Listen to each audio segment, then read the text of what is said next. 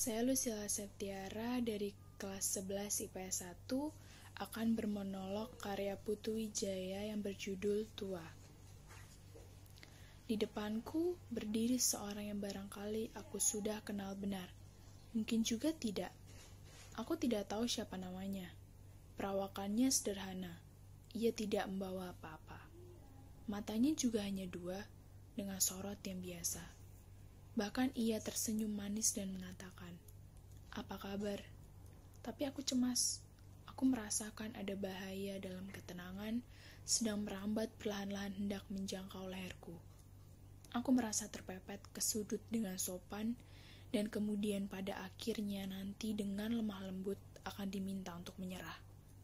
Aku tidak siap untuk menyerah, karena aku merasa masih perlu untuk menunjukkan kalau diberi kesempatan lebih lama, mungkin aku sanggup bekerja lebih baik, termasuk memperbaiki kekeliruan-kekeliruanku di masa yang lalu.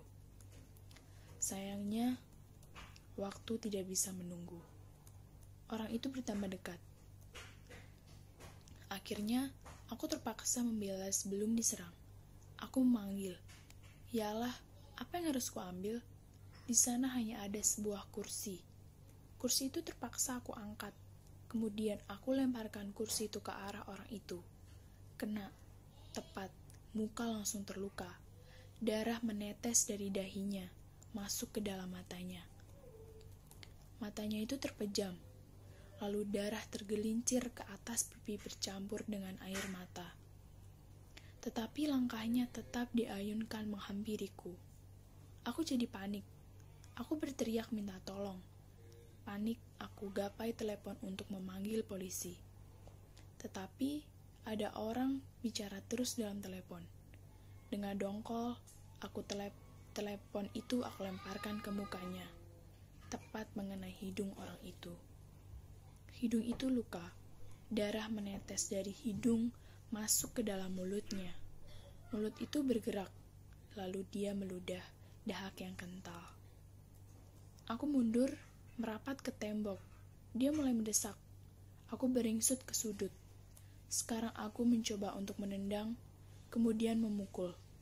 Sesudah itu aku menggigit. Aku kalap. Aku ngamuk. Aku tak melihat apa-apa lagi. Orang itu sudah terlalu dekat. Baunya terasa. Tubuhnya menyentuh. Aku dilandanya. Tidak. Aku gepeng.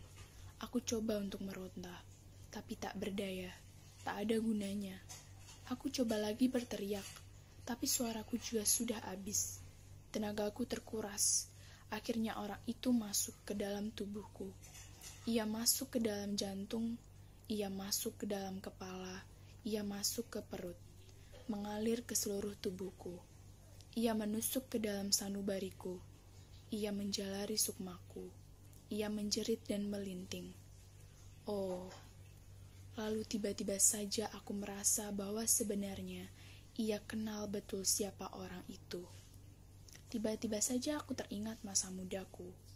Lalu aku yakin benar bahwa orang itu adalah aku sendiri di waktu yang masih muda. Setelah aku yakin bahwa aku sebenarnya sedang menghadapi diriku sendiri, aku keluar lagi. Tapi sekarang aku melihat orang itu menjauh. Hanya punggungnya yang bidang saja nampak.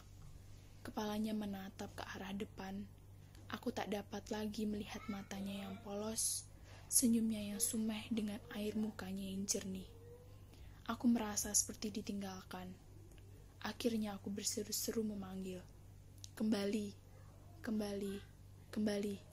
Tapi orang itu tidak kembali. Ia berjalan terus ke sana dengan langkah yang tetap. Aku pun menangis.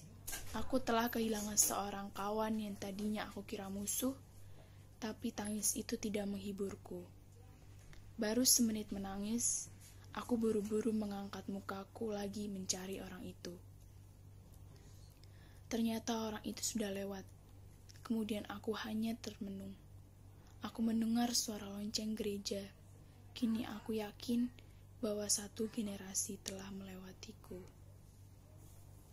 Sekian dan terima kasih.